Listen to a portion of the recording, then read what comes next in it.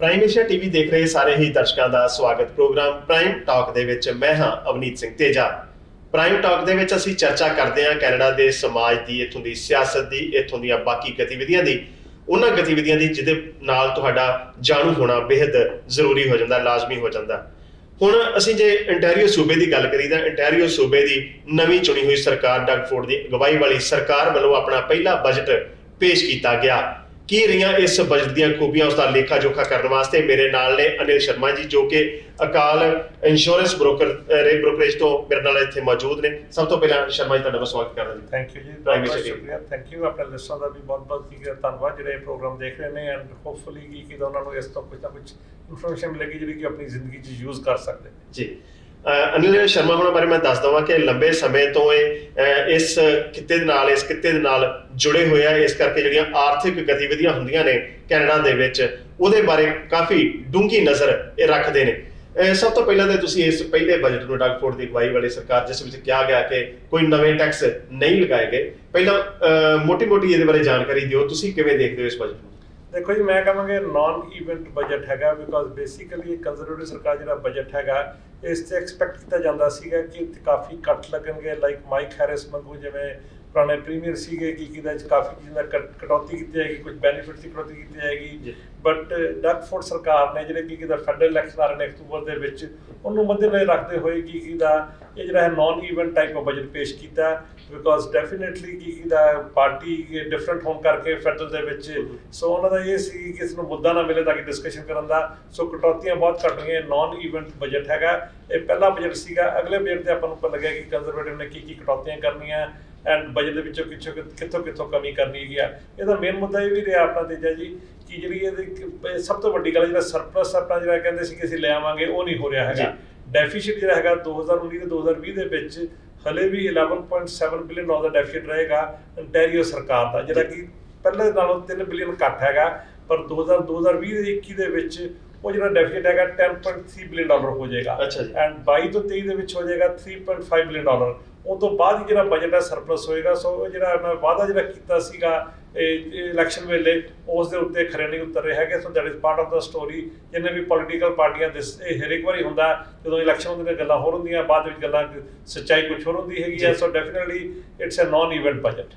ਅੱਛਾ, ਹੁਣ ਜੇ ਤੁਹਾਨੂੰ ਕੀ ਲੱਗਦਾ ਕਿ ਅਸਲ ਵਿੱਚ ਹੋਣਾ ਕੀ ਚਾਹੀਦਾ ਸੀ? ਮੰਨ ਲਓ ਇਹਨਾਂ ਨੇ ਆਪਣੇ ਸਾਹਮਣੇ ਇਲੈਕਸ਼ਨ ਵੇਖ ਲਈ, ਪਰ ਅਸਲ ਵਿੱਚ ਜੇ ਬਜਟ ਤੁਸੀਂ ਤੁਹਾਡੀ ਨਜ਼ਰੀਏ ਨਾਲ ਦੇਖਿਆ ਜਾਵੇ ਤਾਂ ਬਜਟ ਵਿੱਚ ਕੀ ਹੋਣਾ ਚਾਹੀਦਾ ਸੀ ਕਿ ਡੈਫੀਸਿਟ ਵਾਲੀ ਜਿਹੜੀ ਗੱਲ ਹੈ ਇਹਦੇ ਉੱਤੇ ਵੀ ਸਰਕਾਰ ਖਰੀ ਉਤਰ ਸਕਦੀ, ਕਿਵੇਂ ਕਰ ਸਕਦੀ ਸੀ? ਦੇਖੋ ਜੀ, ਕੋਈ ਵੀ ਜਿਹੜਾ ਹੈਗਾ ਕਿ ਕਹਿੰਦਾ ਕਿ ਜੇ ਕੋਈ ਬੰਦਾ ਆਪਣੀ ਇਨਕਮ ਤੋਂ ਵੱਧ ਪੈਸੇ ਖਰਚ ਕਰਦਾ ਪਿਆ, ਉਹ ਕੋਈ ਚੰਗੀ ਗੱਲ ਨਹੀਂ ਹੈਗੀ ਹੈ। ਐਂਡ ਸੇਮ ਤਰੀਕਾ ਜਿਹੜੇ ਕਿ ਪ੍ਰੋਵਿੰਸ ਹੈਗੇ ਨੇ, ਜੇ ਆਪਾਂ ਵੱਧ ਡੈਫੀਸਿਟ ਲੈ ਕੇ ਚੱਲ ਰਹੇ ਹਾਂ, ਅਗਲੀ ਜਨਰੇਸ਼ਨ ਨੂੰ ਉਹਦੇ 'ਤੇ ਇੰਟਰਸਟ ਪੇ ਕਰਨਾ ਪਏਗਾ, ਉਹ ਲੋਨ ਪੇ ਕਰਨਾ ਪਏਗਾ।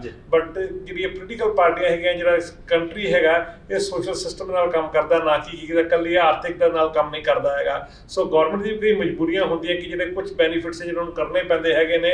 ਸੋ ਇਹਦਾ ਈਵੈਂਟ ਕਿ ਜਿਹੜਾ ਪਾਰਟੀ ਦੇ ਉੱਤੇ ਮੀਨਸ ਪਾਰਟੀ ਤੇ ਪੂਰਾ ਖਰਾ ਨਹੀਂ ਉਤਰਦਾ। ਜੇ ਲਿਬਰਲ ਬਜਟ ਕਿਹਾ ਜਾ ਸਕਦਾ, ਕਿ ਕੰਜ਼ਰਵੇਟਿਵ ਬਜਟ ਕਿਹਾ ਸਕਦਾ ਹੈਗਾ। ਸੋ ਕਟੌਤੀਆਂ ਕਿਹੜੀਆਂ ਕਰਨ ਦੇ ਕਿਹੜੇ ਹੈਗੇ ਨੇ, ਉਹ ਤਾਂ ਬੜੀ ਲੰਬੀ ਸੂਚੀ ਹੈਗੀ ਹੈ।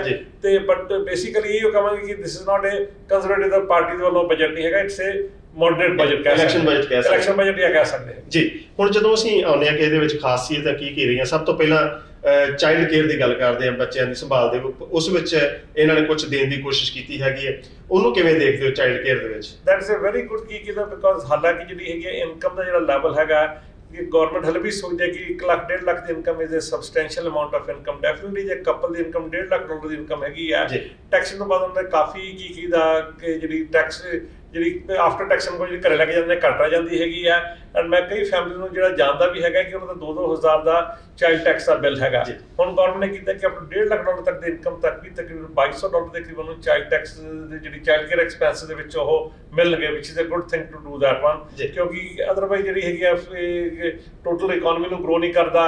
ਐਂਡ ਜਿਹੜੇ ਕਈ ਬੰਦੇ ਜਿਹੜੇ ਸੀਗੇ ਕਿ ਉਸ ਨੂੰ ਉਹ ਇੱਕ ਆਪਣਾ ਬੱਚਿਆਂ ਦੇ ਖਰਚਾ ਬਹੁਤ ਹੋ ਰਿਹਾ ਸੀਗਾ, ਐਂਡ ਫੈਮਿਲੀ ਲਈ ਸਸਟੇਨ ਕਰਨਾ ਔਖਾ ਹੋ ਰਿਹਾ ਸੀਗਾ। ਡੈਫੀਨੇਟਲੀ ਮੈਂ ਕਹਿੰਦਾ it's a good thing government ਨੇ ਜਿਹੜਾ ਕੀਤਾ ਹੈਗਾ ਕਿ $1.5 ਲੱਖ ਦੀ ਇਨਕਮ ਤੱਕ ਫੈਮਿਲੀ ਕਪਲ ਨੂੰ ਤਕਰੀਬਨ $2200 ਚਾਈਲਡ ਕੇਅਰ ਐਕਸਪੈਂਸ ਮਿਲਣਗੇ, which is a good thing for the ਆਪਣੀ ਕਮਿਊਨਿਟੀ ਦੇ ਸਾਰੇ ਕੈਨੇਡੀਅਨ ਸਿਟੀਜ਼ਨ ਦੇ ਜੀ। ਤੇ ਹੁਣ ਜਦੋਂ ਇਹ ਜਿਹੜੀ ਸਹੂਲਤ ਦਿੱਤੀ ਜਾ ਰਹੀ ਹੈ, ਇਹਦੇ ਨਾਲ ਬੋਝ ਕਿੰਨਾ ਪਊਗਾ? ਕਿਉਂਕਿ ਜਿਸ ਤਰ੍ਹਾਂ ਆਪਾਂ ਪਹਿਲਾਂ ਗੱਲ ਕੀਤੀ, ਡੈਫਿਸਿਟ ਜਿਹੜਾ ਉੱਥੇ ਦਾ ਉੱਥੇ ਖੜਾ ਲਗਭਗ ਆਰਥਿਕਤਾ ਉੱਪਰ ਕਿੰਨਾ ਬੋਝ ਪਊਗਾ ਸਰਕਾਰ ਦਾ? ਆਰਥਿਕਤਾ ਉੱਤੇ ਦੇਖੋ ਜੀ, ਇਹਦੇ ਹਲੇ ਕੋਈ ਫਿਗਰਸ ਕਰੈਕਟ ਫਿਗਰ ਨਹੀਂ ਆਏ ਹੈਗੇ, ਬਿਕੋਜ਼ ਇਹਦੇ 'ਚ ਹਲੇ ਇਹਨਾਂ ਨੇ ਇਨਕਮ ਤੇ ਡਿਪੈਂਡ ਕਰਨਾ ਹੈਗਾ, ਕਈ ਜਿਹੜੇ ਫਾਰਮੂਲੇ ਹੈਗੇ ਨੇ ਉਹ ਡਿਸਾਈਡ ਕਰਨੇ ਹੈਗੇ ਨੇ, ਸੋ ਇਹਦਾ ਹਲੇ ਕਲੀਅਰ ਕੱਟ ਦਾ ਆਨਸਰ ਇਸ ਟਾਈਮ ਦੇ ਉੱਤੇ ਨਹੀਂ ਹੈ।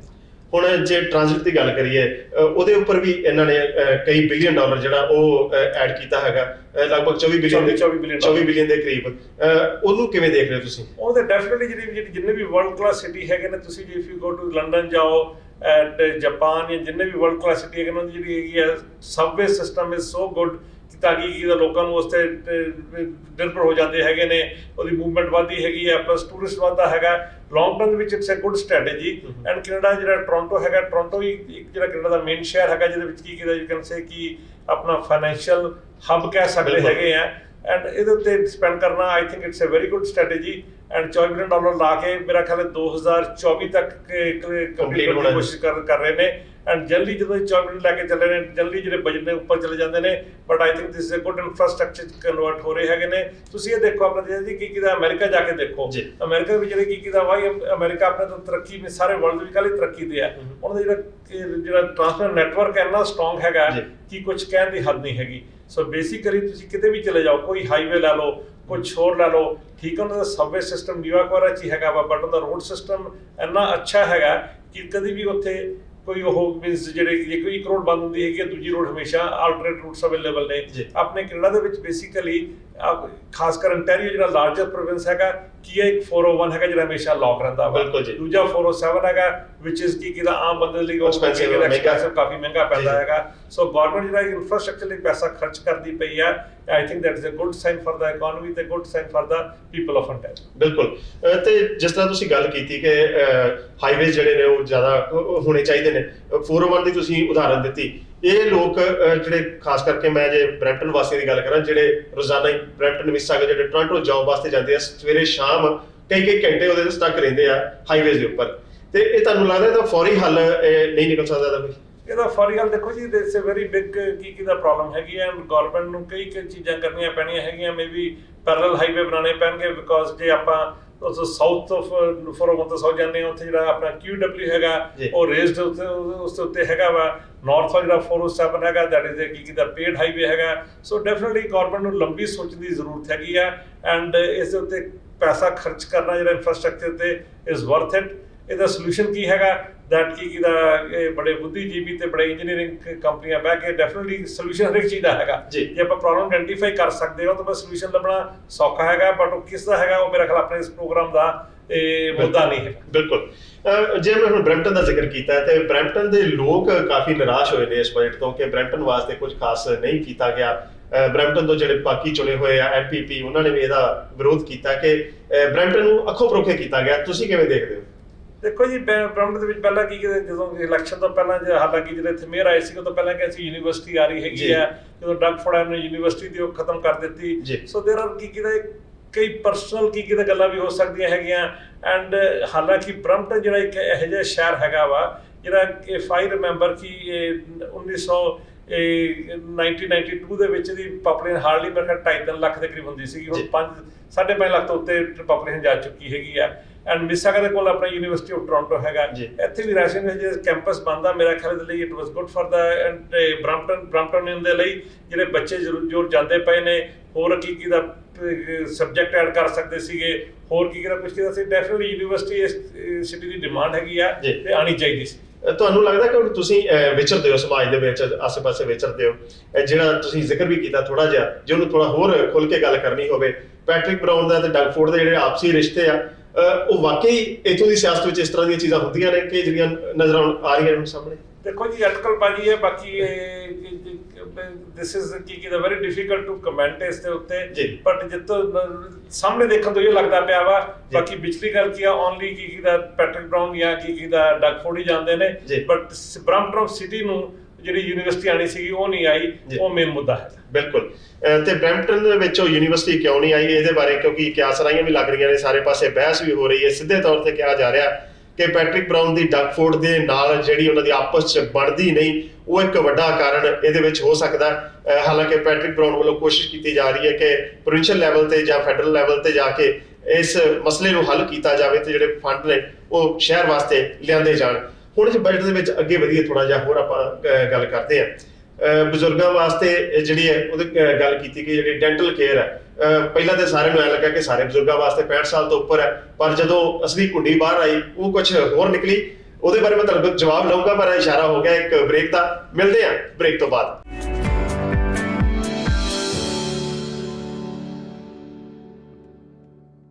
ਬ੍ਰੇਕ ਤੋਂ ਬਾਅਦ ਪ੍ਰਾਈਮ ਟਾਕ ਦੇ ਵਿੱਚ ਆਪ ਸਭ ਦਾ ਸਵਾਗਤ। ਮੇਰੇ ਨਾਲ ਬੈਠੇ ਹੋਏ ਨੇ ਆਰਥਿਕ ਮਾਮਲੇ ਦੇ ਮਾਹਿਰ ਅਨਿਲ ਸ਼ਰਮਾ ਜੀ, ਤੇ ਅਸੀਂ ਗੱਲ ਕਰ ਰਹੇ ਸੀ ਬ੍ਰੇਕ ਤੇ ਜਾਣ ਤੋਂ ਪਹਿਲਾਂ ਕਿ ontario ਸਰਕਾਰ ਵੱਲੋਂ ਬਜ਼ੁਰਗਾਂ ਦੇ ਵਾਸਤੇ ਡੈਂਟਲ ਕੇਅਰ ਵਾਸਤੇ ਉਹ ਫ੍ਰੀ ਕੀਤੀ ਗਈ ਹੈ, ਪਰ ਕਿਹੜੇ ਬਜ਼ੁਰਗਾਂ ਵਾਸਤੇ ਕੀਤੀ ਗਈ, ਇਹ ਇੱਕ ਸਵਾਲ ਸਾਰਿਆਂ ਸਾਹਮਣੇ ਖੜਾ ਹੈ। ਬਹੁਤ ਸਾਰੇ ਲੋਕ ਇਹਦੇ ਬਾਰੇ ਚੰਗੀ ਤਰ੍ਹਾਂ ਜਾਣੂ ਨਹੀਂ ਹੈ। ਬਜ਼ੁਰਗਾਂ ਵਾਸਤੇ ਡੈਂਟਲ ਕੇਅਰ ਫ੍ਰੀ ਕਰ ਦਿੱਤੀ ਗਈ, ਪਰ ਉਹ ਕੁੰਡੀ ਜਿਹੜੀ ਵਿੱਚ ਰੱਖੀ ਗਈ ਕਿ 65 ਸਾਲ ਤੋਂ ਉੱਪਰ ਤੇ ਘੱਟੋ ਘੱਟ ਇਨਕਮ $19,300 ਸਾਲਾਨਾ, ਉਹ ਤੇ ਜਾਂ $30,300 ਜਿਹਦੇ ਕਪਲ ਦੀ ਫੈਮਿਲੀ। ਬਿਲਕੁਲ, ਡੈਫੀਨਿਟਲੀ ਜਿੰਨੇ ਵੀ ਇਹ ਜਿਹੜੀ ਚੀਜ਼ਾਂ ਹੁੰਦੀਆਂ ਹੈਗੀਆਂ ਬੇਸਿਕਲੀ ਆਰਥਿਕ ਦੇ ਉੱਤੇ ਡਿਪੈਂਡ ਕਰਦੇ। ਜਿਹੜੇ ਬੰਦੇ ਕੋਲ ਪੈਸੇ ਨੇ, ਗਵਰਨਮੈਂਟ ਸੋਚਦੀ ਹੈ ਕਿ ਉਹ ਆਪ ਅਫੋਰਡ ਕਰ ਸਕਦੇ ਨੇ।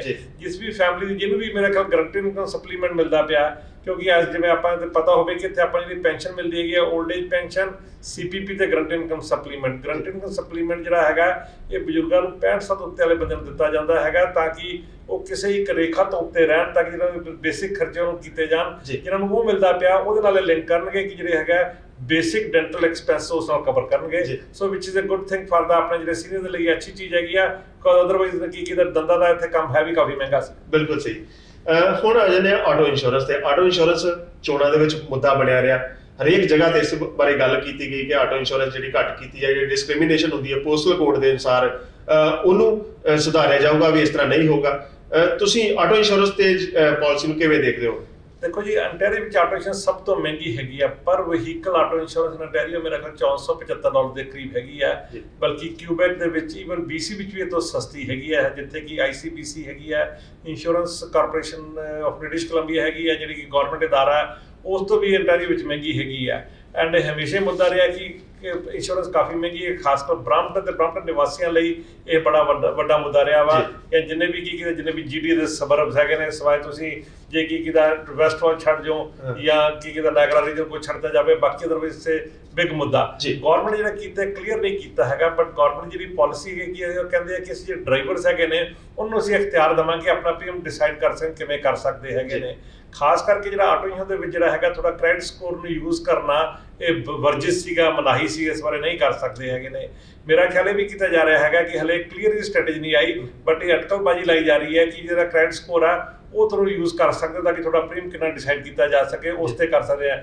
ਦੂਜੀ ਗੱਲ ਆਟੋ ਇੰਸ਼ੋਰੈਂਸ ਦੇ ਵਿੱਚ ਜਿਹੜਾ ਐਕਸੀਡੈਂਟ ਬੈਨੀਫਿਟ ਦਾ ਕਲੇਮ ਹੈਗਾ ਸੂ ਕਰਨ ਦਾ ਤੇ ਥਰਡ ਪਾਰਟੀ ਨੂੰ, ਉਸ ਦੇ ਉੱਤੇ ਵੀ ਕੰਟਰੋਲ ਲਾਉਣ ਦੀ ਗਵਰਨਮੈਂਟ ਦੇ ਵਿੱਚ ਕਲੀਅਰ ਕੱਟ ਦੀ ਗਾਈਡਲਾਈਨ ਨਹੀਂ ਆਈਆਂ।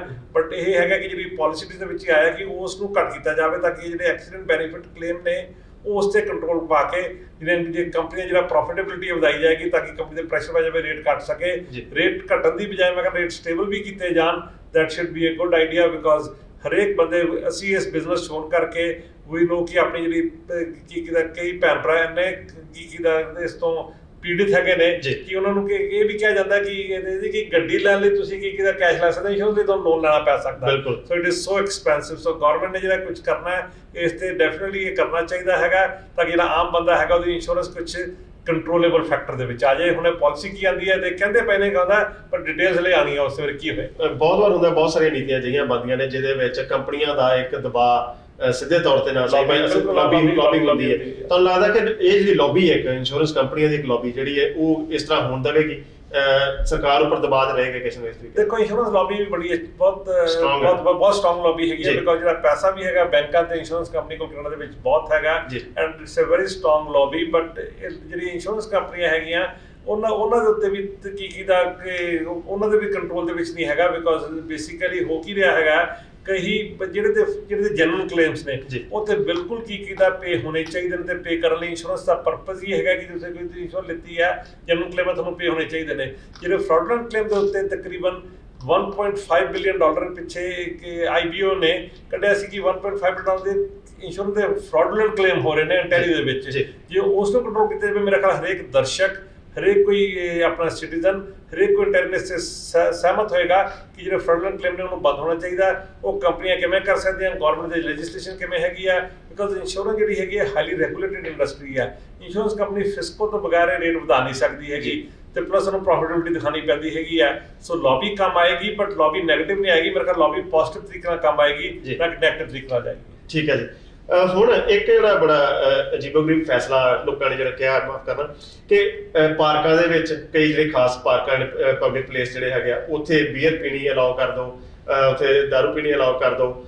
ਫਿਰ ਜੂਆਖਾਨੇ ਦੇ ਵਿੱਚ ਟਾਈਮ ਉਹਨਾਂ ਦੇ ਵਧਾ ਦਿੱਤੇ ਆ, ਸਵੇਰੇ 9 ਵਜੇ ਵੀ ਖੁੱਲ ਸਕਦੇ ਆ ਬਾਰ। ਇਹਨੂੰ ਕਿਵੇਂ ਦੇਖਦੇ ਹੋ? ਇਹ ਸਰਕਾਰ ਦਾ ਕੀ ਫੈਸਲਾ ਜੀ? ਦੇਖੋ ਜੀ, ਇਹਦੇ ਵਿੱਚ ਅਗੇਨ ਜੇ ਆਪਾਂ ਸਟੈਟਸ ਲੈ ਕੇ ਚੱਲੀਏ, ਅੰਟੈਰੀਓ ਵਿੱਚ ਪਰ 10,000 ਦੇ ਪਿੱਛੇ 2.4 ਜਿਹੜੇ ਹੈਗੇ ਨੇ ਲੀਕਰ ਦੀਆਂ ਸ਼ਾਪ ਸੀਗੀਆਂ, LCBO ਜਿਹੜੇ ਸੀਗੇ, ਜਦਕਿ ਕੀ ਕਿਊਬਿਕ ਦੇ ਵਿੱਚ 8.9 ਨੇ, ਈਵਨ BC ਵਿੱਚ 5.4 ਨੇ, ਐਂਡ ਨਿਊਫਾਊਂਡਲੈਂਡ ਲਿਬਰਾਡੋਰ ਦੇ ਵਿੱਚ 10 ਦੇ ਪਿੱਛੇ 21 ਇਹ ਸਟੋਰ ਹੈਗੇ ਨੇ। ਅੰਟੈਰੀਓ ਸਭ ਤੋਂ ਥੱਲੇ 2.4 ਦੇ ਉੱਤੇ ਸੀਗਾ। ਹੁਣ ਜਿਹੜੀ ਗਵਰਨਮੈਂਟ ਨੂੰ 5.9 ਪਰ ਲੈ ਕੇ ਆ ਰਹੀ ਹੈ 10,000 ਤੇ। ਜੇ ਆਪਾਂ ਵੈਸਟਰਨ ਓਕੇ, ਗੱਲ ਇਹ ਹੈ ਕਿ ਜਦੋਂ ਆਪਾਂ ਸਾਊਥ ਇੰਡੀਅਨ ਭਾਈਚਾਰਾ ਹੈਗਾ, ਵੀ ਕੰਸੀਡਰ ਆਪਾਂ ਸੋਚਦੇ ਹਾਂ ਕਿ ਜਿਹੜੀਆਂ ਇਹ ਗੱਲਾਂ ਹੈਗੀਆਂ ਸਰਕਾਰ ਨੂੰ ਕੰਟਰੋਲ ਕਰਨੀ ਚਾਹੀਦੀਆਂ, ਜਿਵੇਂ ਕਿ ਆਪਾਂ ਇਹਨੂੰ ਬੁਰੀਆਂ ਮੰਨਦੇ ਹੈਗੇ ਆ, ਬਟ ਵੈਸਟਰਨ ਸੋਸਾਇਟੀ ਜਿਹੜੀ ਸੋਚ ਹੈਗੀ ਉਹ ਡਿਫਰੈਂਟ ਹੈਗੀ ਆ। ਐਂਡ ਆਪਾਂ ਇਸ ਵੈਸਟਰਨ ਰਹਿੰਦੇ ਹੈਗੇ ਆ, look into the America, look into England and ਬਾਕੀ ਕਿਊਬੈਕ। ਸੋ ਬੇਸਿਕਲੀ ਗਵਰਨਮੈਂਟ ਮੇਰਾ ਖਿਆਲ ਸੋਚਦੀ ਪਈ ਹੈ ਕਿ ਉਹਨਾਂ ਨੇ ਆਪਣੇ ਜਿਹੜੇ ਡੈਫੀਸਿਟ ਨੂੰ ਕਿਵੇਂ ਪੂਰਾ ਕਰਨਾ, ਰੈਵਨਿਊ ਕਿਵੇਂ ਵਧਾਉਣਗੇ, ਦੈਟ ਇਜ਼ ਉਹਨਾਂ ਦਾ ਮੇਨ ਕੰਸਰਨ ਹੈਗਾ, ਨਾ ਕਿ ਪਬਲਿਕ ਭਲਾਈ ਵੱਲ ਹੋਵੇ। ਬਿਕਾਜ਼ ਜੇ ਆਪਾਂ ਇਸ ਪਾਸੇ ਜਾਵਾਂਗੇ ਤੇ ਹੋਰ ਕਈ ਮੁੱਦੇ ਉੱਠਦੇ ਨੇ ਕਿ ਇਹ ਮੋਰਲ ਹੈ ਕਿ ਇਮੋਰਲ ਹੈ, ਐਥੀਕਲੀ ਠੀਕ ਹੈ ਕਿ ਨਹੀਂ ਹੈਗਾ। ਬਟ ਸਰਕਾਰ ਜਿਹੜਾ ਕਰ ਰਹੀ ਹੈ ਆਪਣਾ ਜਿਹੜਾ ਰੈਵਨਿਊ ਇਕੱਠਾ ਕਰਨ ਦੇ ਲਈ 2.4 ਤੋਂ 5.9 ਜਿਹੜੇ ਹੈਗੇ ਨੇ ਲੀਕਰ ਸਟੋਰ ਪਰ $10,000 ਦੀ ਉੱਥੇ ਪਹੁੰਚਣ ਦੀ ਇਹਨਾਂ ਦੀ ਏਮ ਹੈਗਾ ਜੀ। ਜੇ ਅਸੀਂ ਐਜੂਕੇਸ਼ਨ ਦੀ ਗੱਲ ਕਰੀਏ, ਐਜੂਕੇਸ਼ਨ ਦੇ ਵਿੱਚ ਸੁਧਾਰਾਂ ਦੀ ਕੋਸ਼ਿਸ਼ ਕੀਤੀ ਜਾ ਰਹੀ ਹੈ ਇੰਟੈਰੀਅਰ ਗਵਰਨਮੈਂਟ ਵੱਲੋਂ। ਉਹਦੇ ਵਿੱਚ ਵੀ ਜਿੱਦਾਂ ਨਵੇਂ ਸਕੂਲਾਂ ਦੇ ਵਿੱਚ ਉਹਨਾਂ ਨੂੰ ਸਕੂਲਾਂ ਦੇ ਵਿੱਚ ਜਿਹੜੇ ਕੋਰਸਿਸ ਕਰਵਾਏ ਜਾਂਦੇ ਆ, ਮੈਥ ਤੇ ਸਾਇੰਸ ਦੇ ਉੱਪਰ ਖਾਸ ਧਿਆਨ ਦੇਣ ਦੀ ਕੋਸ਼ਿਸ਼ ਕੀਤੀ ਜਾ ਰਹੀ ਮੌਜੂਦਾ ਸਰਕਾਰ ਵੱਲੋਂ। ਤੁਹਾਨੂੰ ਲੱਗਦਾ ਕਿ ਇਹ ਸਰਕਾਰ ਦੀ ਇਸ ਜਿਹੜੀ ਨੀਤੀ ਹੈ ਇਹ ਕੰਮ ਕਰੇਗੀ? ਹੁਣ ਡੈਫੀਨਿਟਲੀ ਇਹ ਕੰਮ ਕਰਨੀ ਚਾਹੀਦੀ ਹੈ, ਬਿਕਾਜ਼ ਅੰਟੈਰੀਓ ਗਵਰਨਮੈਂਟ ਯੂਨੀਵਰਸਿਟੀਜ਼ ਤੇ ਕਾਲਜਸ ਨੂੰ ਗ੍ਰਾਂਟ ਦਿੰਦੀ ਹੈਗੀ, ਜਿਹੜੀ ਕਿ ਤਕਰੀਬਨ $5 ਬਿਲੀਅਨ ਦੇ ਕਰੀਬ ਹੈਗੀ ਹੈ। ਉਹ 'ਚੋਂ ਸਿਰਫ 1.4% ਜਿਹੜਾ ਪੈਸਾ ਹੈਗਾ ਉਹ ਨਿਰਭਰ ਕਰਦਾ ਸੀਗਾ ਕਿ ਕਿੰਨੇ ਤੁਸੀਂ ਕਿਹੜੇ ਜਿਹੜੇ ਕਿਸ ਕੋਰਸ ਤੁਸੀਂ ਆਪਣੇ ਦੇ ਰਹੇ ਹੋ, ਕਿੰਨੇ ਤੁਹਾਡੇ ਯੂਨੀਵਰਸਿਟੀ ਗ੍ਰੈਜੂਏਟ ਜੌਬ ਮਿਲ ਰਹੀ ਹੈ, ਉਸ ਤੇ ਨਿਰਭਰ ਸੀਗਾ। ਗਵਰਨਮੈਂਟ ਜਿਹੜੀ ਕਹਿੰਦੇ ਤੁਹਾਨੂੰ ਪੈਸੇ ਅਸੀਂ ਦੇਵਾਂਗੇ, ਬਟ ਤੁਹਾਨੂੰ ਉਹਦੇ ਨਾਲ ਇਹ ਵੀ ਦੇਖਣਾ ਪਏਗਾ ਕਿ ਕਿਸ ਤਰ੍ਹਾਂ ਦੇ ਕੋਰਸ ਤੁਹਾਨੂੰ ਆਪਣੇ ਸਟੂਡੈਂਟ ਨੂੰ ਦੇ ਰਹੇ ਹੈਗੇ ਹੋ, ਉਹਦੀ ਜੌਬ ਦੇ ਵਿੱਚ ਅਡਾਪਸ਼ਨ ਕਿੰਨੀ ਹੈਗੀ ਹੈ। ਬਿਕਾਜ਼ ਅਦਰਵਾਈਜ਼ ਜਿਵੇਂ ਆਪਾਂ ਸਾਊਥ ਏਸ਼ੀਅਨ ਪਰ ਆਪਾਂ ਗੋ ਬੈਕ ਟੂ ਆਪਾਂ ਇੰਡੀਆ ਚਲੇ ਜਾਈਏ, ਹਰੇਕ ਕਿਸੇ ਬੰਦੇ ਨੇ BA ਕੀਤੀ ਵੀ ਹੈ, ਪਰ ਉਹਦੀ ਜੌਬ ਕਿੱਥੇ ਹੈ? ਜੌਬ ਹੈ ਨਹੀਂ। ਸੋ ਜੇ ਜੌਬ ਨੂੰ ਇਸ ਤਰੀਕੇ ਨਾਲ ਜੇ ਐਜੂਕੇਸ਼ਨ ਤੋਂ ਜੌਬ ਨਾਲ ਲਿੰਕ ਕੀਤਾ ਜਾਵੇ, ਇਟਸ ਅ ਗੁੱਡ ਸਟ੍ਰੈਟਜੀ। ਮੇਰਾ ਖਿਆਲ ਹੈ ਸਰਕਾਰਾਂ ਜਿਹੜੀਆਂ ਕਰ ਰਹੀਆਂ ਠੀਕ ਕਰ ਰਹੀਆਂ। ਐਂਡ ਯੂਨੀਵਰਸਿਟੀ ਨੂੰ ਜਿਹੜਾ ਉਹਦੀ ਜਿਹੜੀ ਫੰਡਿੰਗ ਹੈਗੀ ਹੈ, ਕਿੰਨੀਆਂ ਕਿਹੋ ਜਿਹੇ ਕੋਰਸ ਦੇ ਰਹੀ ਹੈ ਤੇ ਕਿਵੇਂ ਉਹਦੀ ਜੌਬ ਕ੍ਰੀਏਟ ਹੋ ਰਹੀ ਹੈ, ਉਸ ਨਾਲ ਲਿੰਕ ਕੀਤਾ ਜਾਵੇ। ਇਸ ਦੇ ਵਿੱਚ ਕੋਈ ਮਾੜੀ ਗੱਲ ਜੀ। ਕਾਰਪੋਰੇਟ ਸੈਕਟਰ ਨੂੰ ਵੀ ਜਿਹੜਾ ਉਹਦੇ ਵਿੱਚ ਵੀ ਇਹਨਾਂ ਨੇ ਜੌਬਸ ਵਧਾਉਣ ਦੀ ਗੱਲ ਕੀਤੀ ਹੈ ਕਿ ਜੌਬਸ ਵਧਾਈਆਂ ਜਾਣਗੀਆਂ, ਨਵੇਂ ਬਿਜ਼ਨਸ ਲੈ ਕੇ ਆਉਂਦੇ ਜਾਣਗੇ। ਇਹਦੇ ਵਿੱਚ ਸਰਕਾਰ ਕਿੱਥੋਂ ਤੱਕ ਕਾਮਯਾਬ ਹੁੰਦੀ ਜਾ ਰਹੀ ਤੁਹਾਨੂੰ? ਦੇਖੋ ਜੀ, ਜਦੋਂ ਤੋਂ ਪ੍ਰੈਜ਼ੀਡੈਂਟ ਟਰੰਪ ਆਏ ਨੇ ਪਿੱਛੇ ਜੇ ਅਮਰੀਕਾ ਦੇ ਵਿੱਚ ਕਾਰਪੋਰੇਸ਼ਨ ਦੇ ਟੈਕਸ ਬਹੁਤ ਘਟਾ ਦਿੱਤੇ। ਕੈਨੇਡਾ ਦੇ ਵੀ ਜਿਹੜਾ ਸੀਗਾ ਅੱਗੇ ਸੀ ਕਿ ਕੈਨੇਡਾ ਦੀ ਟੈਕਸੇਸ਼ਨ ਵਾਸ ਬੈਟਰ, ਤੇ ਕਾਫੀ ਜਿਹੜੇ ਆਪਣਾ ਆਟੋ ਸੈਕਟਰ ਸੀਗਾ ਇਹ ਆਪਣਾ ਹੱਬ ਮੰਨਿਆ ਜਾਂਦਾ ਸੀਗਾ, ਬਟ ਹੌਲੀ ਹੌਲੀ ਉਹ ਘਟਦਾ ਜਾ ਰਿਹਾ ਹੈਗਾ। ਤਾਂ ਡੈਫੀਨੇਟਲੀ ਡਾਊਨ ਜੇ ਆਪਾਂ ਨੂੰ ਸਾਊਥ ਨਾਲ ਕੰਪੇਅਰ ਕਰਨਾ ਪਏਗਾ, ਉਹਨੂੰ ਆਪਾਂ ਨੂੰ ਮੈਚ ਕਰਨਾ ਹੀ ਪਏਗਾ। ਕੰਪੀਟੀਸ਼ਨ ਦੇ ਵਿੱਚ ਹੈ, ਹੈਲਥੀ ਕੰਪੀਟੀਸ਼ਨ ਆਲਵੇਜ਼ ਗੁੱਡ। ਹੁਣ ਜਿਹੜਾ ਅੱਗੇ ਜਿਹੜਾ ਸਮਾਲ ਕਾਰਪੋਰੇਟ ਟੈਕਸ ਤਕਰੀਬਨ ਜਿਹੜੇ 80 ਜਾਂ 85% ਦੇ ਬਿਜ਼ਨਸ ਨੇ ਉਹ ਸਮਾਲ ਬਿਜ਼ਨਸ ਹੁੰਦੇ ਨੇ ਹਰੇਕ ਕੰਟਰੀ ਦੇ ਵਿੱਚ। ਅੰਟੈਰੀਓ ਵਿੱਚ ਵੀ ਸਮਾਲ ਬਿਜ਼ਨਸ ਬੜੇ ਨੇ। ਸਮਾਲ ਬਿਜ਼ਨਸ ਟੈਕਸ ਜਿਹੜਾ ਹੈਗਾ ਜੇ ਘਟਾਉਂਦੇ ਪਏ ਨੇ, I think that's a good thing for the economy, ਕਿਉਂਕਿ ਉਹ ਹੋਰ ਪੈਸਾ ਜਿਹੜਾ ਪੈਸਾ ਘੱਟ ਟੈਕਸ ਦੇਣ ਤੋਂ ਬਾਅਦ ਬਚੇਗਾ, ਉਹ ਦੁਆਰਾ ਜਿਹੜਾ ਕੋਈ ਬਿਜ਼ਨਸਮੈਨ ਹੈ, ਐਂਟਰਪ੍ਰੀਨਿਓਰ ਹੈਗਾ, ਉਹ ਪੈਸਾ ਦੁਆਰਾ ਬਿਜ਼ਨਸ ਲਾ ਕੇ ਹੋਰ ਜੌਬਸ ਕ੍ਰੀਏਟ ਹੋਣਗੀਆਂ। ਸੋ ਅੱਗੇ ਤੋਂ ਵੈਸੇ ਤਾਂ ਪਹਿਲਾਂ 15% ਟੈਕਸ ਹੁੰਦਾ ਸੀਗਾ ਜੇ ਟੋਟਲ ਫੈਡਰਲ ਤੇ ਪ੍ਰੋਵਿੰਸ਼ੀਅਲ ਲਾਇਆ ਜਾਵੇ ਤੇ ਸਮਾਲ ਬਿਜ਼ਨਸ ਦਾ, ਹੁਣ ਤਕਰੀਬਨ 12.5% ਆ ਗਏ, 11.5 ਤੇ ਵੀ ਲੈਂਦੀ ਹੈਗੀ ਆ, which is a good thing for the economy। and auto sector ਨੂੰ ਕਿਵੇਂ ਆਪਾਂ ਰਿਵਾਈਵ ਕਰ ਸਕਦੇ ਹੈਗੇ ਆ, ਜਾਂ ਮੈਨੂਫੈਕਚਰਿੰਗ ਸੈਕਟਰ ਕਿਵੇਂ ਰਿਵਾਈਵ ਕਰ ਸਕਦੇ ਆ, ਉਹ ਗੱਲਾਂ ਦੇਖਣ ਵਾਲੀਆਂ ਜੀ। ਬਜਟ ਦੇ ਨਾਲ ਸੰਬੰਧਿਤ ਸਵਾਲ ਤਾਂ ਨਹੀਂ, ਪਰ ਤੁਸੀਂ ਕਿਉਂਕਿ ਸਟੂਡੀਓ ਵਿੱਚ ਆਏ ਹੋਏ ਹੋ ਤੇ ਮੈਂ ਜ਼ਰੂਰ ਪੁੱਛਣਾ ਚਾਹੂੰਗਾ।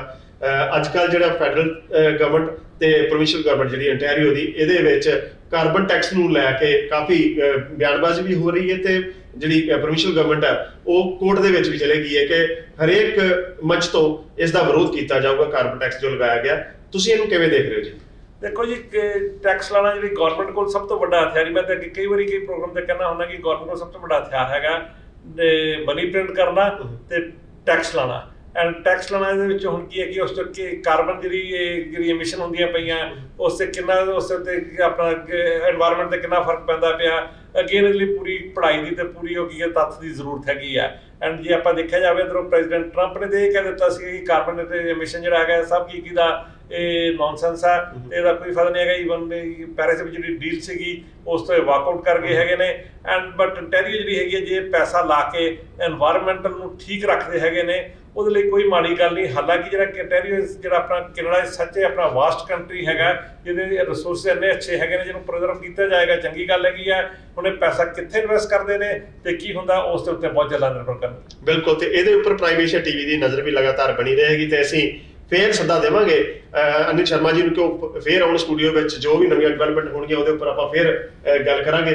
ਜਿੰਨੀ ਆਸਾਨੀ ਨਾਲ ਤੁਸੀਂ ਸਮਝਾਤੀਆਂ ਸਾਰੀਆਂ ਚੀਜ਼ਾਂ, ਲੱਗਦਾ ਹਰੇਕ ਦੀ ਜਾਣਕਾਰੀ ਵਿੱਚ ਵਾਧਾ ਹੋਇਆ ਹੋਊਗਾ। ਬਹੁਤ ਬਹੁਤ ਧੰਨਵਾਦ ਜੀ ਤੁਹਾਡਾ ਪ੍ਰਾਈਮ ਏਸ਼ੀਆ ਟੀਵੀ ਸਟੂਡੀਓ ਵਿੱਚ ਆਉਣ ਲਈ। ਫੇਰ ਹਾਜ਼ਰ ਹੋਵਾਂਗੇ ਜੀ ਕਿਸੇ ਹੋਰ ਮਹਿਮਾਨ ਦੇ ਨਾਲ। ਤਦ ਤੱਕ ਲਈ ਮੈਨੂੰ ਅਵਨੀਤ ਸਿੰਘ ਤੇਜਾ ਨੂੰ ਦਿਓ ਇਜਾਜ਼ਤ। ਤੁਸੀਂ ਦੇਖਦੇ ਰਹੋ ਪ੍ਰਾਈਮ ਏਸ਼ੀਆ ਟੀਵੀ, ਤੁਹਾਡਾ ਆਪਣਾ, ਤੁਹਾਡੇ ਲਈ।